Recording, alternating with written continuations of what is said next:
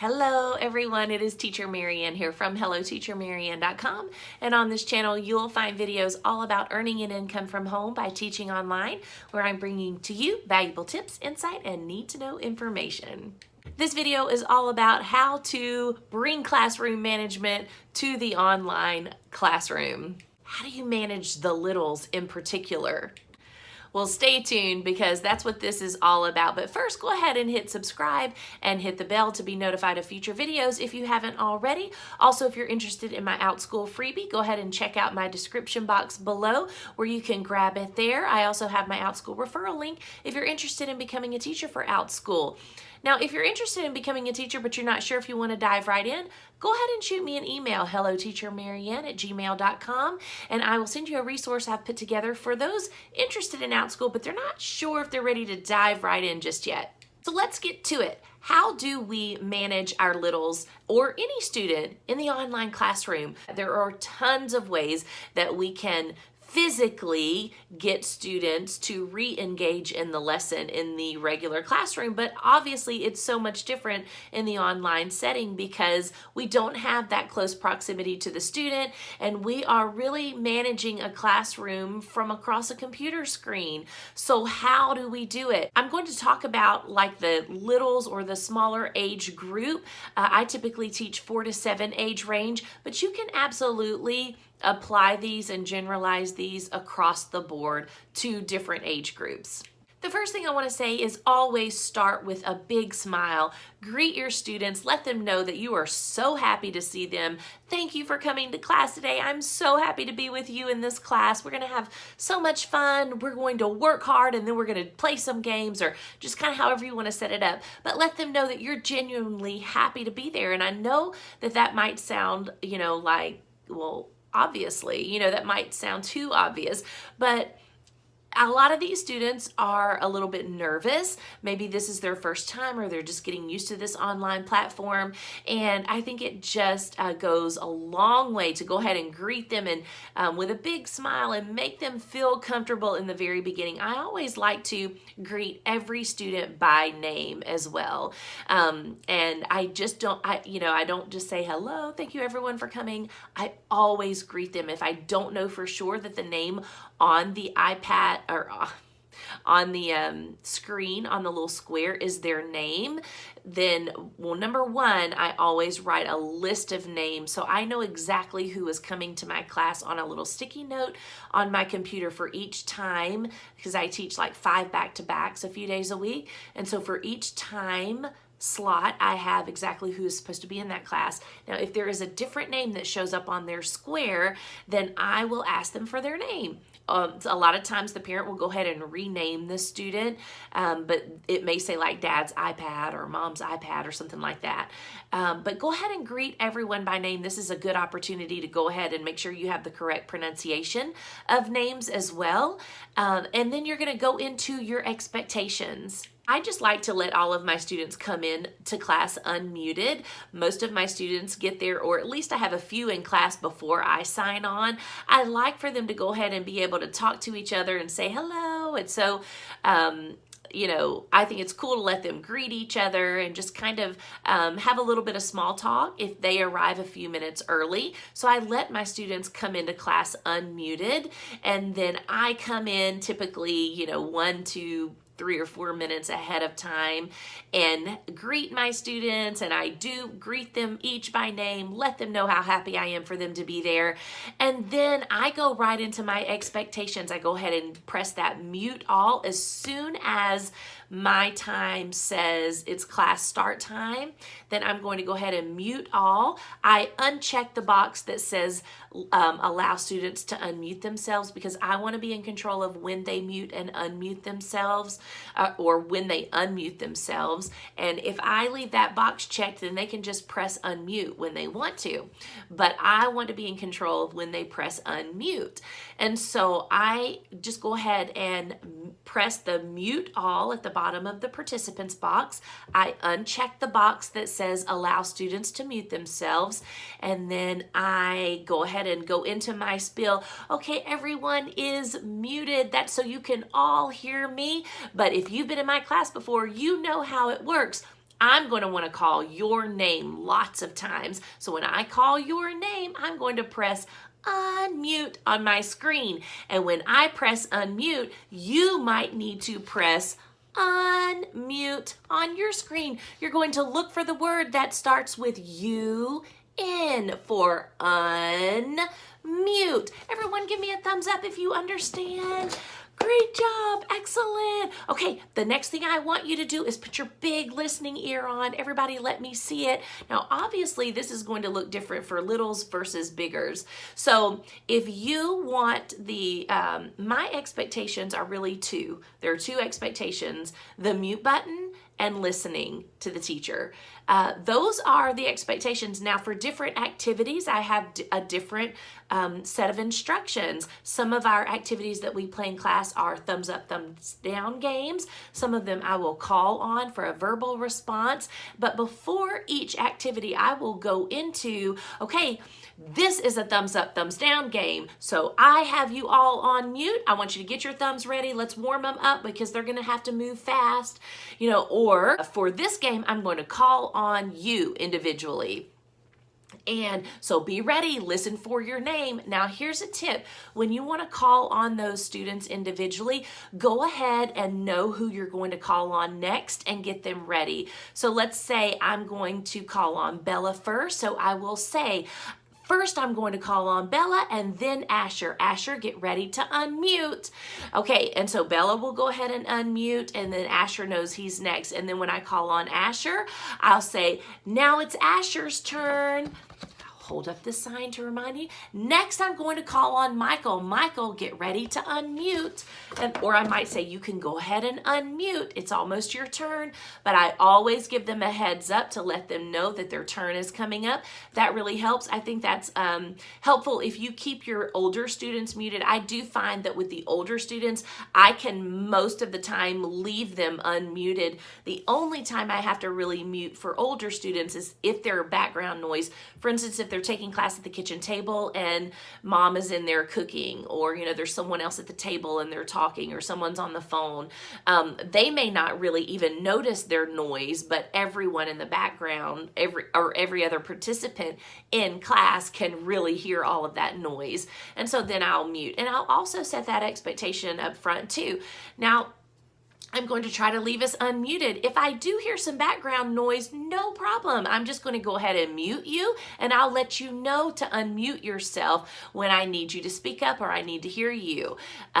So just having those expectations of when to mute, when to unmute, how is it going to work for those littles? If you really invest a couple of minutes on the front end of your class, teaching them how to press mute, unmute, then the entire class will flow much more smoothly. Okay, so the next tip is to go ahead and have everything pulled up that you're going to use in your class on your computer. So if you're going to show a video clip, something from YouTube, if you're going to use a worksheet, if you're going to use multiple different resources that you're going to share your screen for, have everything pulled up before you click Start Live Meeting. That way, when you go to share your screen, everything is already pulled up and you can just choose which one you want to go to at that time. But I have gotten myself into this situation where I forgot to, switch out between classes, and then I would get into the next class and not have the right worksheets pulled up, and it kind of makes things hairy. And especially when you are with the littles, then if things, that momentum breaks, then all of a sudden that gives an opportunity for a distraction and a little bit of off task, a little bit of needing to refocus. So the more smoothly I can keep my classroom running and it just goes bam, bam, bam, bam, next activity, we're rolling good, we've got good momentum, everybody's engaged. I don't want to break that student engagement for anything if I don't have to. So have everything pulled up before you click Start Live Meeting. Okay, now this next tip, I feel like this tip could go across the board. Okay, and here it is.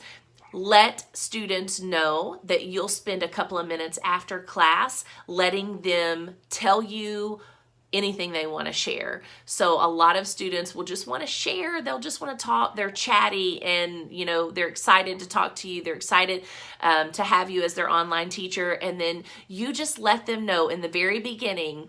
Otherwise, you will get, hands raised, and then you're always asking yourself, is this about the lesson? Do I really want to go through the mute, unmute for a question that may not be about the lesson? And the answer to that is in the beginning when you're setting up your expectations. And then as you see those hands raised, always just, I'll repeat, anybody that wants to share anything, that wants to tell me anything or ask me a question that's not about this class, I'll stay with you a few minutes after class. Remember, you can share with me after class. Typically, I'll see hands go up throughout the lesson that I kind of know isn't a question, because we're not on a point where you would really ask a question, and I'll just remind them, remember, you can share everything with me after class. I'm going to stay with you a couple of minutes. Okay, let's keep going. But just letting them know they can tell you whatever they want to get off their chest after class, and it's super sweet. It's usually, I want to tell you about a pet or something like that. Then just knowing that they can tell you, they will have an opportunity to talk after class, kind of lets them like relax and, I can focus on the lesson because she's going to give me time to talk after class. My next tip, and this is online, this is in the classroom, this is always just one of my favorite teaching tips, is move quickly throughout your lesson. You don't want to move too quickly that they can't keep up with you, but you don't want to move too slowly that they get bored or distracted. Now, I do want to say right here that moving quickly does not mean decreasing their think time. When you ask students a question or you're waiting for that oral response, I typically give my students, about 5 seconds, 3 to 5 seconds before I start adding in some additional scaffolding. Maybe I'll give them a clue. Maybe I'll ask them a question to get them in the direction, to get their thinking going into the direction that I'm trying to move them in.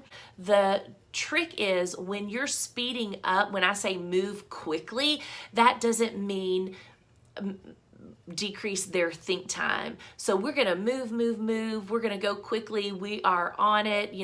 There's not a lot of seconds between transitioning from one activity to the next. And there's not a lot of seconds between, who am I going to call on now? No, we go very quickly. I know exactly who I'm calling on, and I'm letting them know to be ready. So move quickly in that sense. Don't take away their think time, though. That's important. We definitely want them to be thinking, and we want to be encouraging those correct responses by allowing them enough think time and enough time to process that. My next tip is that you want to give lots and lots of interaction, but gauge what type of interaction based on your group. I may have some groups where I'm able to call individual names and they all are very familiar with that mute, unmute, and they know exactly how to control that. However, I have some groups who don't know how to manage the mute and unmute button yet. If I have a group where I've got several students in there who are not very familiar, and when I call their name they don't automatically unmute themselves, then I will change the kind of interaction. I'm not going to spend a lot of time calling on individual turns. I'm going to change that game, so where it's maybe would have been an individual turn activity, I would change that to a thumbs up, thumbs down, and I'd go ahead and mute everyone and say, okay, everybody, this is thumbs up, thumbs down. I'm going to call your name. When I call your name, I want you to show me thumbs up or thumbs down. Now, this is still individual turns, but they don't have to unmute themselves. They can just give me a visual response. I also like to rotate this with, first I'm going to call on a student, then I'm going to call on the group, then I'm going to call on another student, then I'm going to call on the group. And this keeps the students from getting off task or feeling like, well, it's going to be forever before she calls on me, so I can kind of do my own thing over here. But if I call on the group for a group thumbs up, thumbs down, every other response, or for the group to show me a different type of action, then they are engaged and they are focused. Okay. The next tip is make sure, unless you want your students writing on the screen, make sure you turn off the student's ability to annotate. Now, this is only if you use the share screen option, but the little black bar that's at the top of the Zoom, you would click the 3 dots for more, and then a drop-down menu would come up and you would click on disable participants' ability to annotate or something like that.